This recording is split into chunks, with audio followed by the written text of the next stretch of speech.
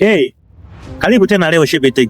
Leo nakwenda kukufundisha namna ya kuangalia laptop specification kwa haraka zaidi bila kutumia typing code wala prompt command. Kwa maana katika video iliyopita tulikuwa tumejifunza namna ya kuangalia laptop specification, ambayo njia hiyo ilihusisha mambo ya typing code na prompt command, ambayo njia hiyo sometimes inapelekea bodi kwa watu wengi ambao wanaangalia laptop specification. Kwa mfano, unakuta mtu ana idea yoyote typing code wala maana mambo ya code hajui chochote, tunamwambia kwamba ingiza code kwenye PC yako ulipata kitu fulani. Ana mtu ana elimu na chochote, kwa hiyo njia hii inakuwa nini kwani.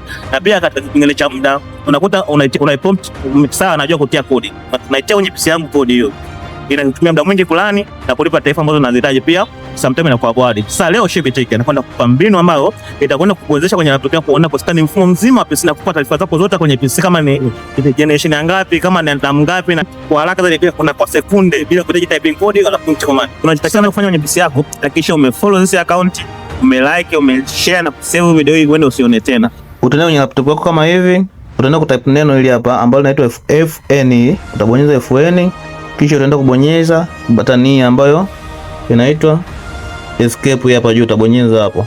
Kisha utasikiliza kwenye PC yako kama hivi, taarifa za display kama hivi zinavyoonekana kwenye PC yako kama hapa hivi. Utakuja utaingia hapo, utapofungua hapo panapoonekana kama hapo hivi, utaingia see more detail hapo hivi, ambayo ndio hiyo ndio button ambayo imefungwa hizo za chini.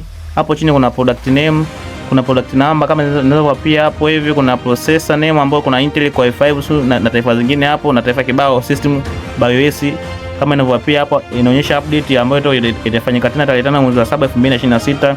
Inaonyesha keyboard version hii hapa hivi na taifa zingine nyingi ambazo utakuwa unazihitaji wakati huo. Pia unaweza kaingia sehemu moja pameandikwa advanced hapa kwa taarifa zaidi hapa. Hizi hapa pia kuna taarifa zaidi pia za PC, unaweza ukaingia ukaziangalia taifa hizo. Utaziangalia kama ambazo ulikuwa unazihitaji utaziangalia.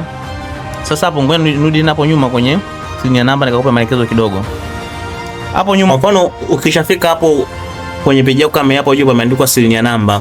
Umeona kwenye hiyo namba hiyo? Tena ikiwezekana ukishafika hatua hii ikopi kabisa namba hii, kwa maana itakusaidia katika vipengele mbalimbali. Kwa mfano laptop yako ikiwa imeibiwa, namba hii itakusaidia kuipata PC yako, hata kama mtu aliyeiba laptop yako akafuta kila kitu chako cha kwenye PC, akafuta kila kitu, disk, simu, akafuta name ya PC, lakini namba hii haiwezi kubadilika, itabaki hivyo hivyo kwenye hiyo. So kupitia namba hii ukaenda kuripoti pale kituo cha polisi, watatumia namba hii, wataweza kuipata laptop yako ikiwa katika location yoyote ile, hata kama imefutwa kila kitu, pia itaweza kupatikana kupitia namba hii.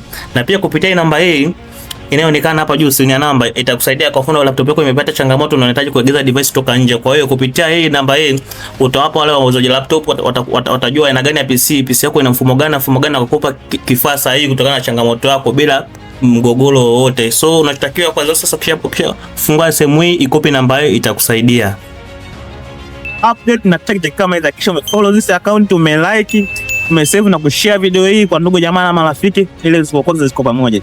Asante.